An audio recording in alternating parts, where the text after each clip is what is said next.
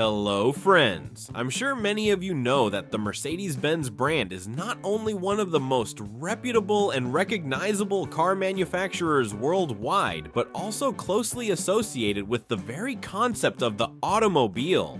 This connection is well deserved, at the very least due to the brand's historical significance. More than 135 years ago, German engineer Karl Benz patented a vehicle powered by a gasoline engine, becoming the first person in history to introduce humanity to the idea of the car. This groundbreaking event, which marked the beginning of the global automotive industry, occurred on the 29th of January, 1886. Since then, patent number 37,435, granted to a humble innovator named Benz, has come to symbolize the start of a whole new era. Of course, Benz's invention differed greatly from what we now imagine as a car. Essentially, he mounted the engine he had designed from scratch onto a three-wheeled bicycle. But as we know, great things start small, and Mercedes-Benz was no exception. Today, we'll tell you how the legend of automotive engineering was born, and how Mercedes has managed to remain among the top car makers for so long. As mentioned earlier, the official beginning of Mercedes-Benz dates to 1886, but the journey toward creating the first automobile began much earlier, in 1871, when Karl and his partner opened a mechanical workshop in Mannheim. Step by step, through trial and error, a true marvel was born. To reach the creation of his first engine, our hero had to travel a long road. Karl Friedrich Benz was born on the 25th of November, 1844, in a place called Baden-Mühlburg, which is now part of the city of Karlsruhe in Germany. Karl likely inherited his passion for machinery from his father, who worked as a train driver and sadly died of pneumonia, contracted while operating the train from its open cabin when Karl was just 2 years old. It's worth noting that the inventor's childhood was far from carefree.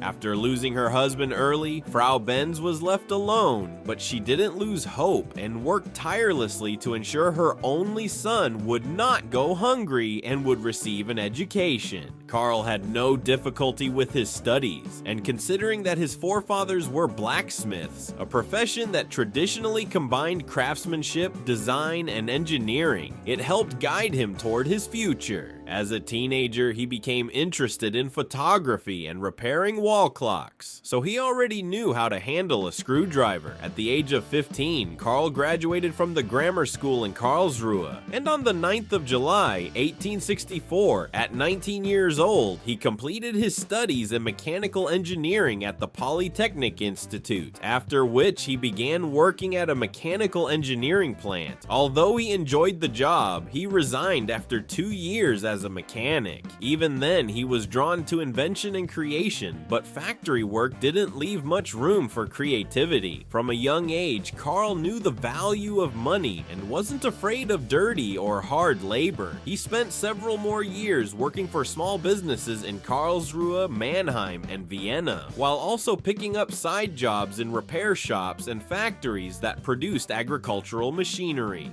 Although the engineer diligently worked as a hired laborer, ideas of building something of his own had already begun forming in his mind. In fact, in 1871, together with his friend August Ritter, he founded his first company, a mechanical workshop that also dealt with supplying construction materials. Like any entrepreneur, Karl dreamed of making his business successful, but despite his best efforts, things didn't go well. Orders were few, money was even scarcer, and soon the young workshop owners fell into debt. Ritter immediately announced his departure from the enterprise. This essentially marked the collapse of the firm. Even though Karl pleaded with him to stay, his partner didn't budge. Left with nothing, without even enough funds to cover rent, Karl was devastated, yet he remained confident in his path. A concept had begun forming in his mind, the idea of a combustion engine. To save his tiny company, Benz had no choice but to ask for help from the father of the young woman he was courting at the time, his future father-in-law, Karl Friedrich Ringer, a carpenter by trade, a simple but grounded man. Karl Ringer saw potential in the young man, appreciating both his determination and entrepreneurial spirit. He lent Benz a substantial sum, which allowed Karl on one hand to buy out Ritter's share of the business, and on the other,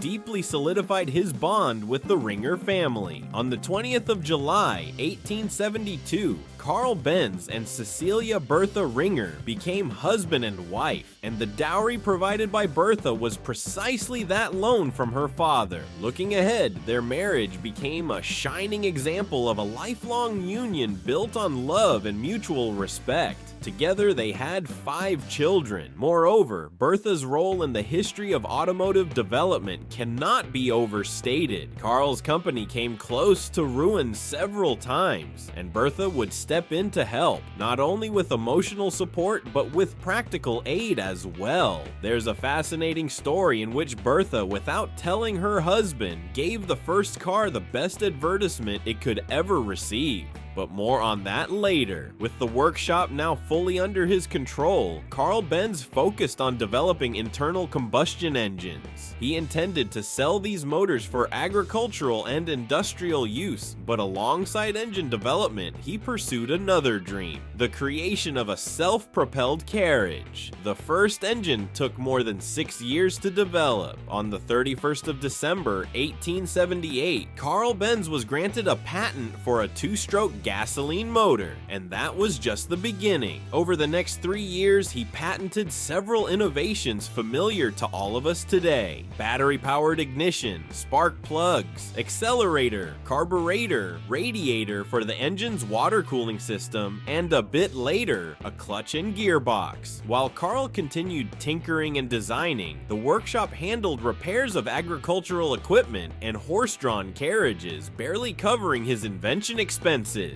As Karl later said, money was critically short, but his wife never reproached him for it. On the contrary, she denied herself many things and always supported him. Initially, engineers used alcohol as fuel for these engines, but it wore out components quickly and proved ineffective in cold conditions. It was Karl who first decided to use gasoline as fuel. The first working version of his engine was completed and successfully tested in 1879, marking the beginning of a series of breakthroughs. 3.5 years later, using his workshop and several patented inventions, Karl Benz founded a company, known at that time as Benz & Company. To do so, he had to attract a few shareholders and invest money into a small bicycle workshop. It was at this facility that Karl Benz managed to set up serial production of gasoline engines, and over the next 3 years, he continually improved them. By 1882, the company was producing and selling 200 engines per month, and Karl worked side by side with his employees each day. Interestingly, the car may have never existed if our romantic hero hadn't one day decided to build a motorized carriage for his wife, who struggled to travel across the city. Using a 3-wheeled cart with bicycle wheels as a base, Karl installed a steerable front wheel mechanism with a horizontally rotating handle. The 4-stroke gasoline engine was mounted beneath the seat over the rear axle, with torque delivered to the rear wheels via a simple bicycle chain. Overall, the machine was extremely temperamental and quite unreliable, but it was, nevertheless, the world's first automobile. Throughout the year 1886, the motor wagon underwent road testing. As usual, Karl patented his latest invention, and the patent noted that the vehicle's weight was about 100 kilograms. Its top speed reached 16 kilometers per hour.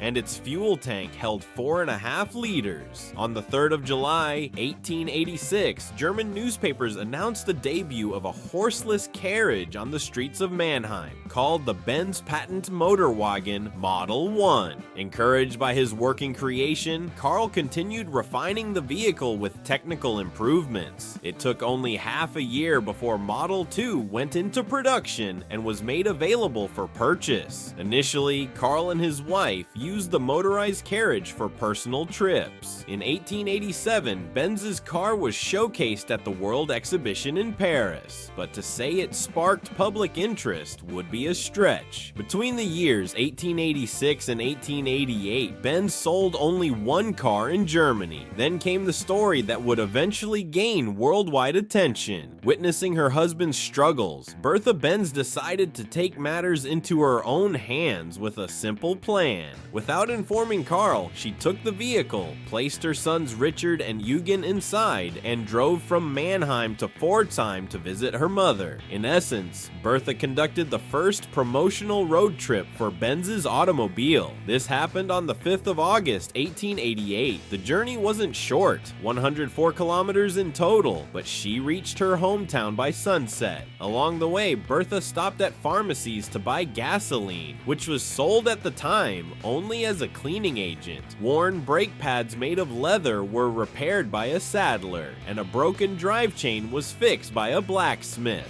On the road, Bertha cleared a clogged fuel line using a hairpin and replaced a damaged ignition insulator with a stocking garter. Struggling with uphill climbs where she had to push the vehicle by hand with her sons, she later suggested to her husband that the car should have a mechanism for adjusting engine torque.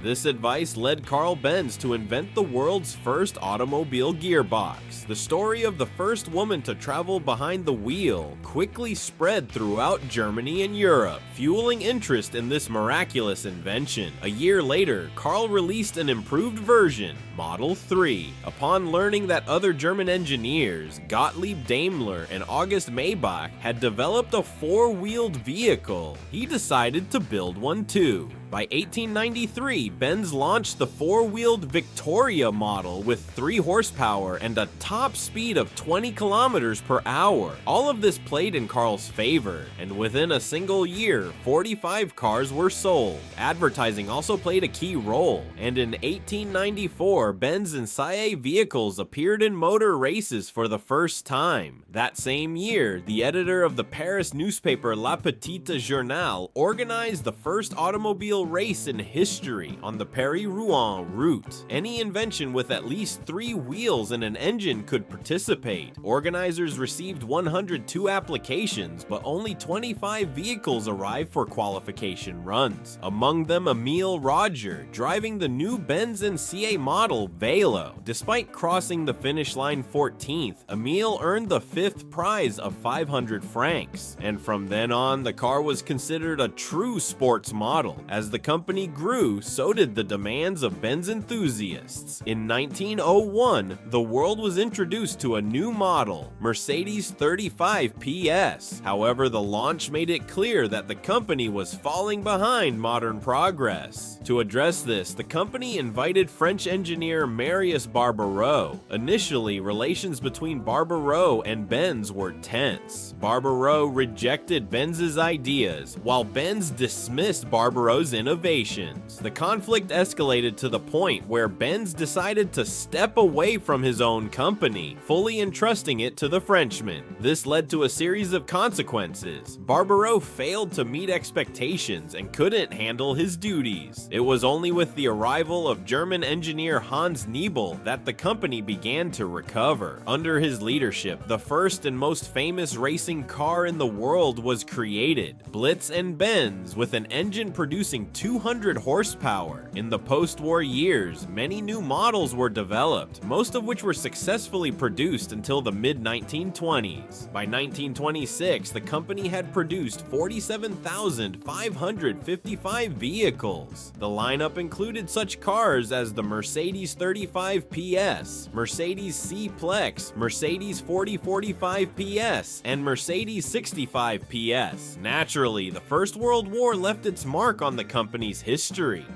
The company's development was significantly affected by the collapse of currency exchange rates and the emergence of more successful automobile manufacturers entering the market, among them the brand Ford Motor Company. This led Benz's firm into a prolonged stagnation with no apparent end in sight. The solution seemed straightforward. On the 28th of June 1926, two competing companies merged to form a new concern, Daimler-Benz, with Ferdinand Porsche appointed as its director. He took full control and began modernizing production step by step. His first project as head of the company was the Mercedes 24-100 140 PS model. From that point forward, all vehicles were released exclusively under the Mercedes-Benz brand. Porsche only remained with the company for a few years, stepping down in 1928 and passing leadership to Hans Niebel, who had a major influence on the product lineup at the time. Under his supervision, passenger cars such as the Mannheim 370 and Nürburgring 500 were produced. Within just 2 years, the Mercedes-Benz 770 W07 and the Mercedes-Benz 170 were introduced.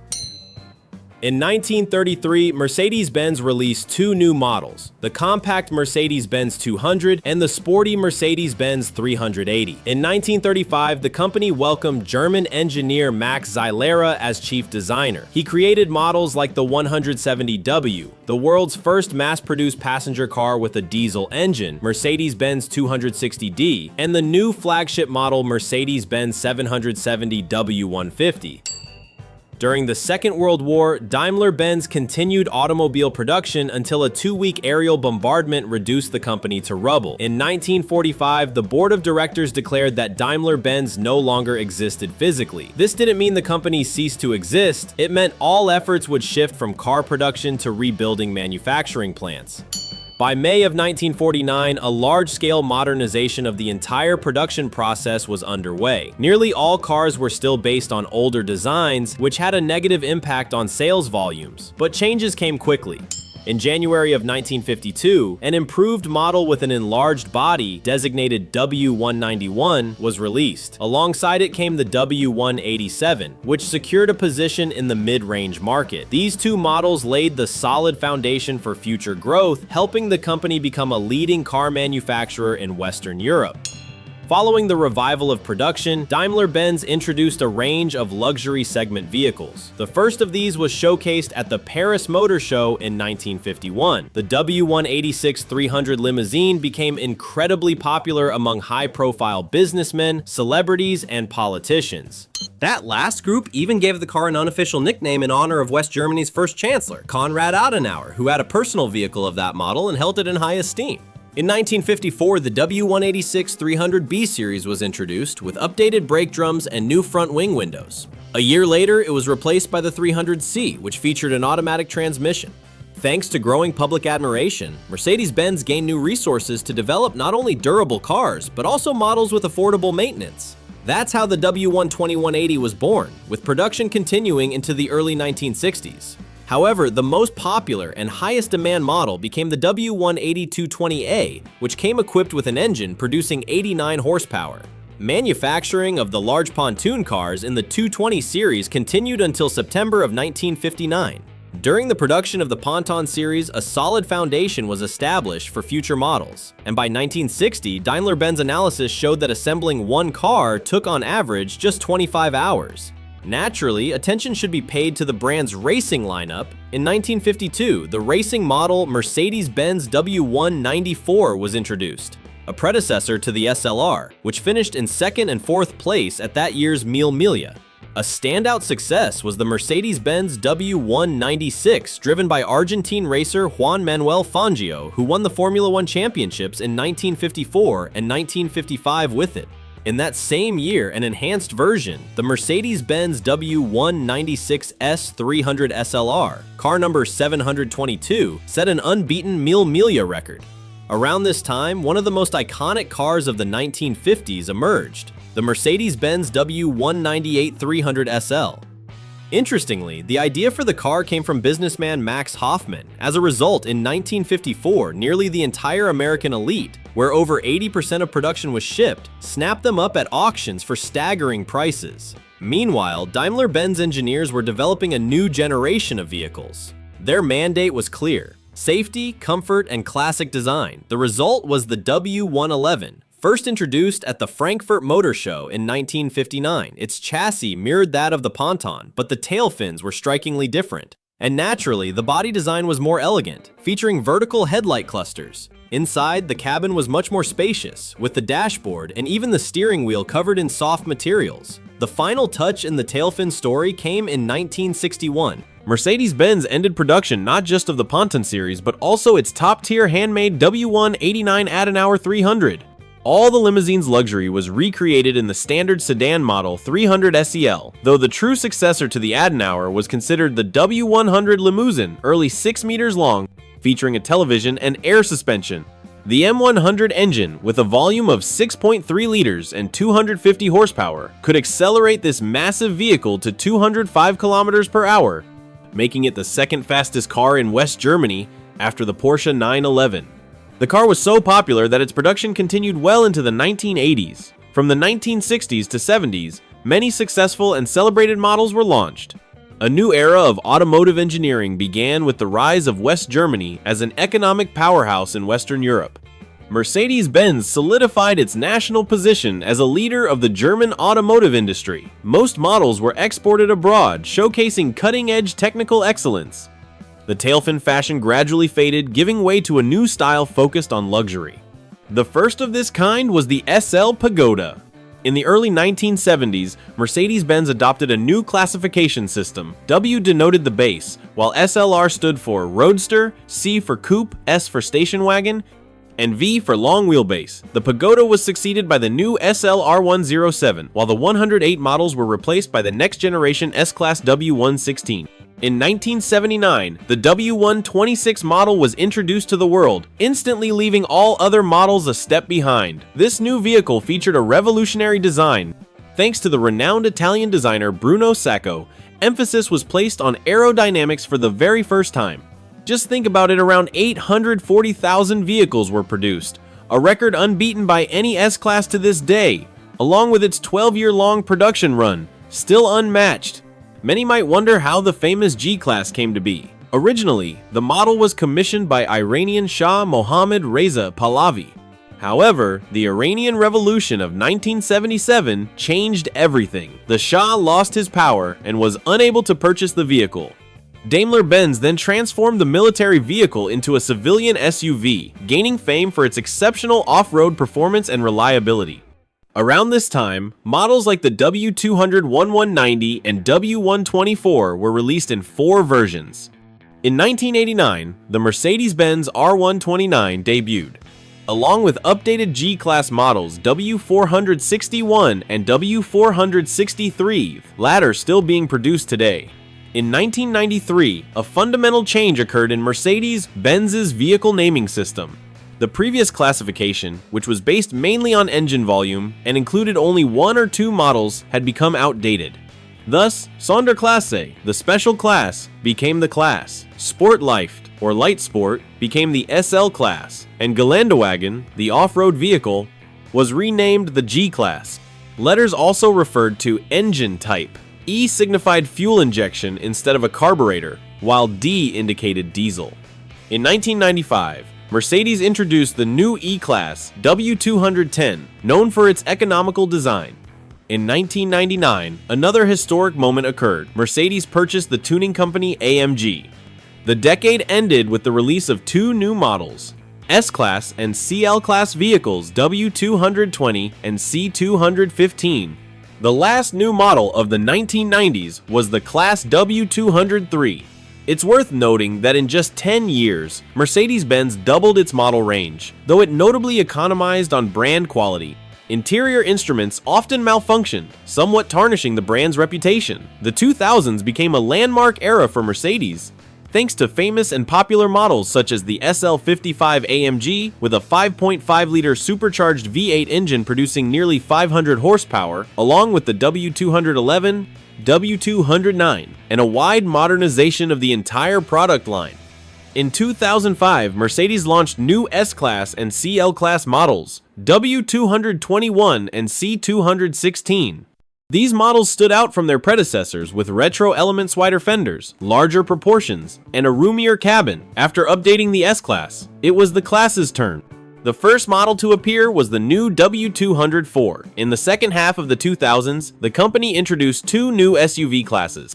The first was the GL Class X164, a long wheelbase version of the W164M Class. It was followed by the mid-size GLK Class X204, developed from the S204 class estate platform. In 2008, the story of Mercedes took a new and significant turn. The company was recognized as a leader in the production of commercial vehicles using advanced technologies. For example, the dashboard of the Mercedes Actros was equipped with an intelligent monitoring system that tracked component wear.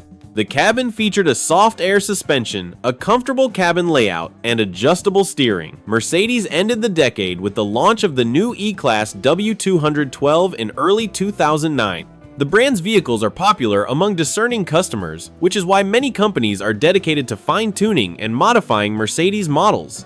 Among the most renowned firms are AMG, the company's official tuning division, Brabus, a German tuning workshop, Lorenzer, specializing in exterior modifications, and Kleemann, a Danish company. By the end of 2015, the brand was valued at a minimum of $35 billion and ranked second after Toyota among global automotive manufacturers and 10th among all global brands. Of course, it's worth mentioning a few intriguing facts about this legendary company. For instance, the name Mercedes was taken from Mercedes Jelinek, the daughter of Daimler's partner Emil Jelinek, not Karl Benz's daughter, as many mistakenly believe. The logo of the new company features Daimler's three-pointed star representing engines for land, air, and sea circled by a laurel wreath that references Benz's legacy. Mercedes holds its place among the world's elite for several reasons. First and foremost, status and comfort. But it's in extreme conditions that Mercedes vehicles have truly proven their reliability. In 1998, the Georgian president was attacked while riding in a Mercedes 600. Remarkably, he survived unharmed even though the vehicle was hit by several bursts of automatic gunfire and even struck by a rocket-propelled grenade. Another fascinating detail, Steve Jobs, the world-famous entrepreneur, exclusively drove Mercedes vehicle sand always without license plates. California law allowed this for the first 6 months after purchase. Jobs took advantage of the loophole, returning the car after 6 months and buying a new one. One more interesting fact, for decades, Mercedes, AMG, has upheld its motto, one man, one engine. This means each engine assembled at the factory is the responsibility of a single technician who signs the documentation and takes full ownership for its quality. Another iconic vehicle is the Mercedes-Benz 707T, also known as the Grand Mercedes, a top-tier representation of automotive excellence. Owners included Adolf Hitler, Hermann Goering, the Pope, Emperor Hirohito, and many more. There's also a legend that Benz delivered the first automobile to the Russian Empire, with documentation appearing in an Odessa Automobile Society guidebook from 1912. As for Karl Benz himself, in his final years, he stepped away from business, enjoying widespread respect as the founding father of the automotive world. The genius passed away on the 4th of April, 1929, from pneumonia in Ladenburg at the age of 85. Bertha Benz outlived her husband and passed away on the 5th of May, 1944. When Karl died in 1929, there were already 30 million cars in the world. Today, there are more than 500 million passenger vehicles. Mercedes never became a mass-market brand only. About 1 million new cars bearing the iconic star appear annually, but the company has never aimed to capture the general market. The elite status of Mercedes became especially evident at the end of the 20th century, when Daimler-Benz, seeking to strengthen its position in the United States, merged with the American corporation Chrysler. Sadly, the name Benz disappeared from the car's branding during the merger. The mythical name Mercedes remained, but the name of the father and inventor, Karl Benz, vanished from the badge. Fortunately, Karl Benz's legacy did not vanish from human history, and it never will. People will always be curious. Who invented the automobile and how? And the answer will always be Karl Benz invented the automobile. All in all, Karl Benz lived a fulfilled life as an engineer and inventor, witnessing the fruits of his labor being celebrated in his lifetime and never forgotten after his passing. So friends, how do you personally feel about the cars of this iconic brand? And what are your thoughts on the automotive legacy of Karl Benz himself? Be sure to share your opinions in the comments. Well, that's all for today. I hope you enjoyed the episode. If you did, please let me know with a comment and a like beneath the video. See you next time. Take care.